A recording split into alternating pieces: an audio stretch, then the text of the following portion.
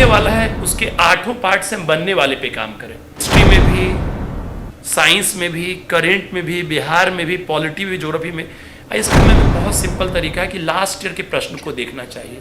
नमस्कार, आप देख रहे हैं न्यूज़ पीआर। मैं हूं आपके साथ रूपम सिंह। बीपीएससी के स्टूडेंट के लिए एक बार फिर से डेट बढ़ा दिए गए हैं एग्ज़ाम को लेकर। जो एग्ज़ाम जनवरी में होने वाले थे, अब वो एग्ज़ाम अभी जनवरी में नहीं है। हालांकि डेट तो फाइनल नहीं है पता, लेकिन फिर भी डेट बढ़ा दिए गए हैं। लेकिन अब यहाँ पर एक सवाल खड़ा होता है उन स्टूडेंट के लिए जो एग्ज़ाम देने के लिए थे, उन पे क्या प्रभाव पड़ता है। उसके लिए आज हमारे साथ संजय सर जुड़े हुए हैं, जो कि सीएमई कोचिंग सेंटर जो कि बोरिंग रोड में है, जो कि काफ़ी विख्यात कोचिंग सेंटर है। और वहाँ से संजय सर हमारे साथ जुड़े हुए हैं, वो क्या कुछ कहते हैं इस मुद्दे पर। सर, आपका न्यूज़ पीआर में स्वागत है। धन्यवाद मैम। जैसा कि आप छात्र समुदाय जानते हैं कि अभी इस बार मैम जो 67 बीपीएससी की परीक्षा हो रही है, उसमें पिछले वर्ष से ज़्यादा एप्लीकेंट आए, लगभग 6 लाख से ऊपर एप्लीकेंट आए हैं। इसमें अप्रॉक्स 1,80,000 2 लाख के आसपास में महिला अभ्यर्थी भी हैं। तो जैसा कि बीपीएससी ने कहा कि ज़्यादा संख्या में फॉर्म आने के चलते उनको उतनी उपलब्धता नहीं हो पाई सेंटर्स की, और वो फिर अपडेट को संभवतः अप्रैल में 3rd या 4th वीक में इसकी परीक्षा करवाएंगे मैम। तो इसके पॉजिटिव भी एंगल हैं और निगेटिव भी हैं। निगेटिव यह कि जो तैयारी वाले स्टूडेंट होते हैं तो उनको एक ही लगता है कि डेट बढ़ता जा रहा है, वो क्या करे। मेंटली रूप से प्रिपेयर थे स्टूडेंट की एग्जाम होंगे। हाँ। अब उनको नुकसान हो गया है, थोड़ा सा मेंटली रूप से वो डाइवर्ट हो गए हैं। जी। दूसरी एक और भी परीक्षा है जो फरवरी में होने का भी संभावित है, पर उसमें भी ऐसा अभी तक श्योर नहीं कर सकते हैं, पर ऐसा है कि वो भी मैम डेट बढ़ करके मार्च लास्ट तक जाएगा। एक सीडीपीओ की परीक्षा है। तो मैं थोड़ा यहाँ पे कुछ बोलना चाहूँगा कि इसके 2 पक्ष हैं। एक प्री प्लान के रूप में ये है कि लगता है कि डेट बढ़ रहा है तो क्या करें, पर इसमें पॉजिटिव ये पक्ष है कि जैसे जितने भी वैकेंसीज मैम आ चुकी थी, तो उसमें अगर अप्रैल के मध्य तक जो भी आएगा वो भी इसमें ऐड हो जाएगा। जैसे लगभग अभी तक 800 सीटें हो गई हैं, मे बी पॉसिबल कि 100-150 सीटें और बढ़ जाएं, तो 67वीं में परीक्षा करीब 1000 के आसपास सीटों की हो सकती है। तो ये इसका एक पॉजिटिव एंगल है। दूसरा एक पॉजिटिव एंगल ये है कि एग्ज़ाम प्रीलिम्स के बाद 3 से 4 महीना का गैप रखेगा और वो मुख्य परीक्षा लेने की बात करेंगे, क्योंकि अगर कोविड जैसी कोई परिस्थितियाँ नहीं होती है ज़्यादा, जो कि चांसेस कम है अब आगे के दौर में, तो अभी तो है वो समस्याएं, तो उस केस में अभी का समय जो है उसको मेंस के लिए मैम लोग यूज कर सकते हैं।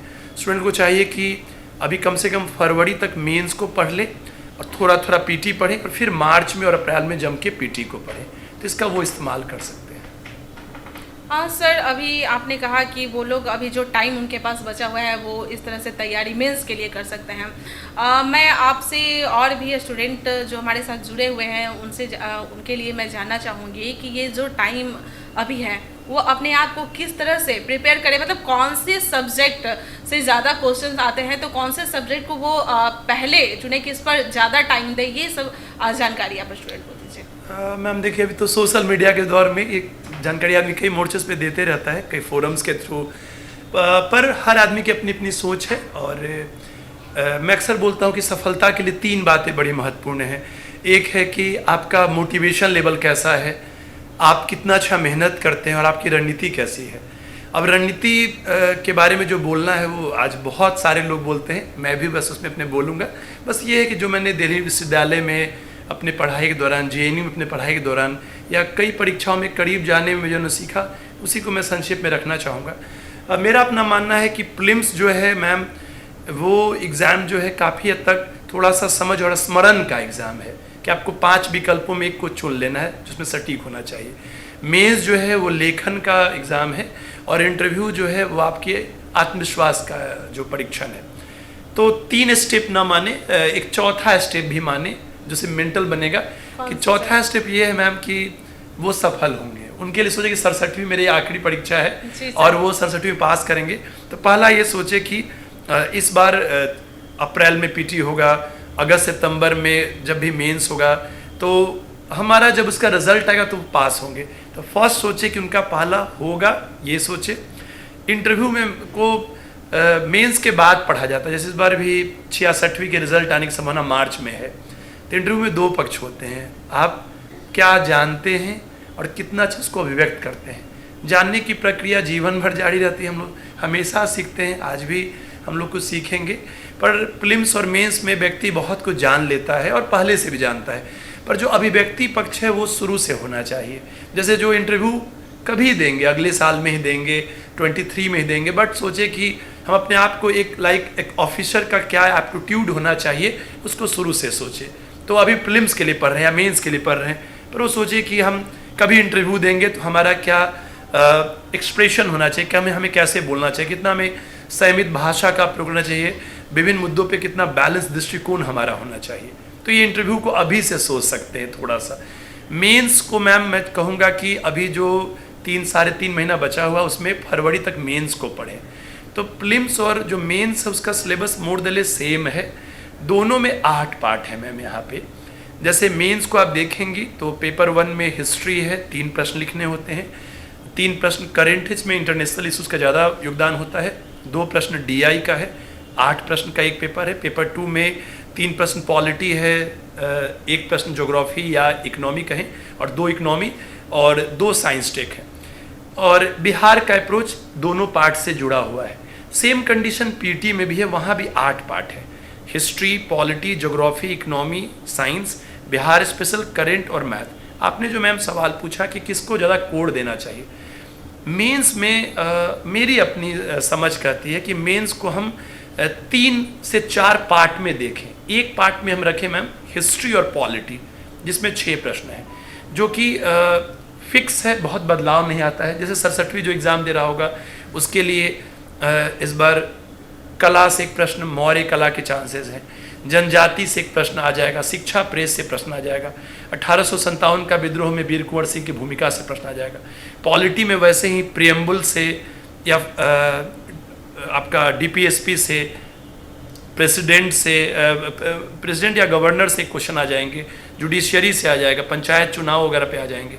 तो हिस्ट्री पॉलिटी को फिक्स सोचे एक। दूसरा ये सोचे कि जो चेंजेबल है, जैसे पेपर 1 का करंट अफेयर्स, पेपर 2 का इकोनॉमी और साइंस, उसकी एक कैटेगरी सोच ले। और तीसरा कैटेगरी सोच ले जो कि वो प्रैक्टिस बेस्ड है, जिसमें कि वो DI को रखे और हर पार्ट को बिहार से जोड़े। अब आपके सवाल PT पे आते हैं मैम। PT जो बिहार का करिकुलम है मैम, 150 प्रश्न होते हैं और उसमें 4 पार्ट ज़्यादा इंपॉर्टेंट है। PT में हिस्ट्री और करंट अफेयर ज़्यादा, और आप इसी के टीचर हैं। अरे थैंक यू मैम। हाँ, तो हिस्ट्री से मैम लगभग 30 के आसपास, के बाद 35 या 25 सवाल भी आ जाता है, और करंट अफेयर से भी लगभग 30 के आसपास सवाल, साइंस से भी आजकल 30 सवाल और बिहार से भी 25-30 सवाल।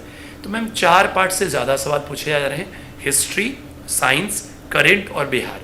4 पार्ट से कंपेरेटिवली थोड़ा कम है, जैसे कि आपका पॉलिटी है 10 से 15, ज्योग्राफी है 15 के आसपास, इकोनॉमी है 10 से 15 और मेंटलिटी 10 सवाल है।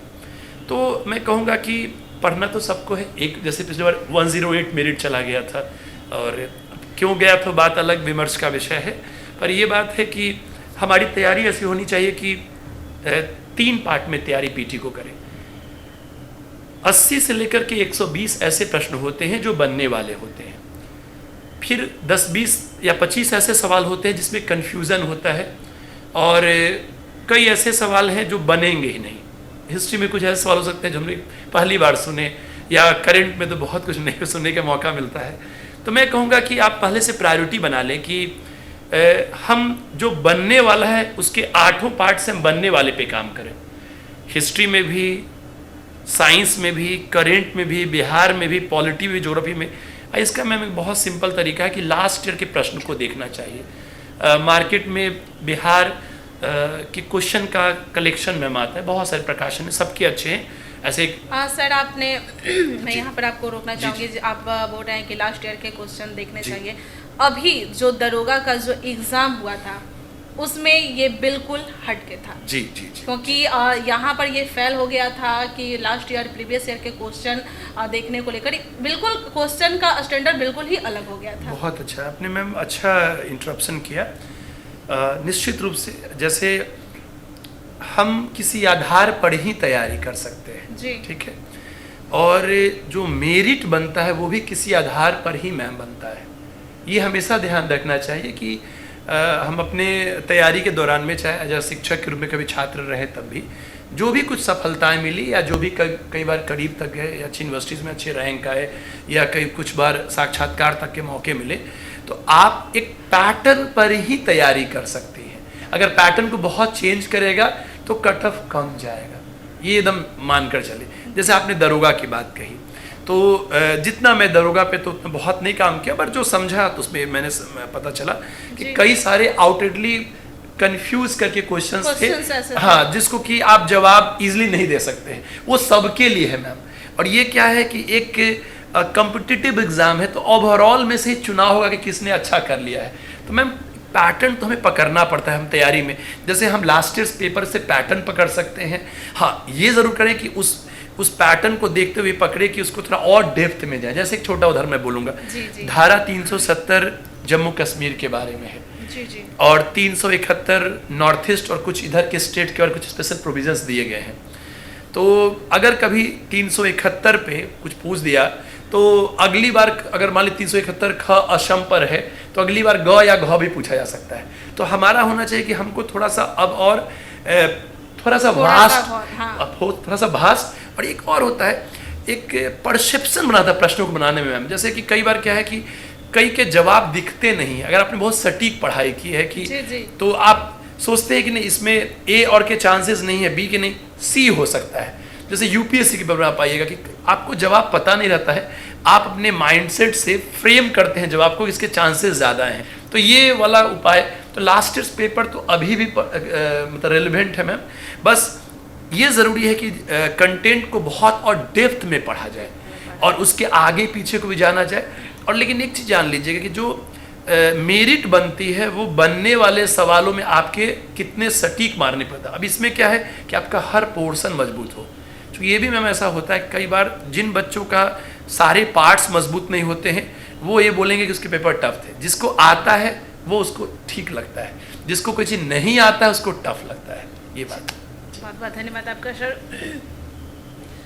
तो संजय सर थे, ये संजय सर ने साफ तौर पे बताया है कि जिस तरह से हालांकि दरोगा में जिस तरह से एग्ज़ाम लिए गए थे प्रीवियस ईयर से बिल्कुल ही क्वेश्चन हटके था, लेकिन मेरिट लिस्ट उसी तरीके से बनता है। लेकिन स्टूडेंट को चाहिए कि वह गहराई से कोई भी अगर सब्जेक्ट वो पढ़ रहे हैं तो उसे गहराई से पढ़ें। हालांकि अभी जो डेट बढ़ा दिए गए हैं उसमें स्टूडेंट के लिए काफ़ी बेनिफिट भी है, क्योंकि उनके पास कुछ और टाइम आ गए हैं तैयारी करने के लिए, और वो अभी अपने टाइम को बर्बाद ना करे और जुट जाए। साथ ही साथ उन्होंने यह भी बताया है कि ये जो टाइम है उसमें वो मेंस की भी तैयारी कर सकते हैं। उनके लिए मेंस की भी तैयारी के लिए ये टाइम जुड़ गया है। फिलहाल हाँ। अभी के लिए इतना ही। बने रहे न्यूज़ पीआर के साथ। धन्यवाद।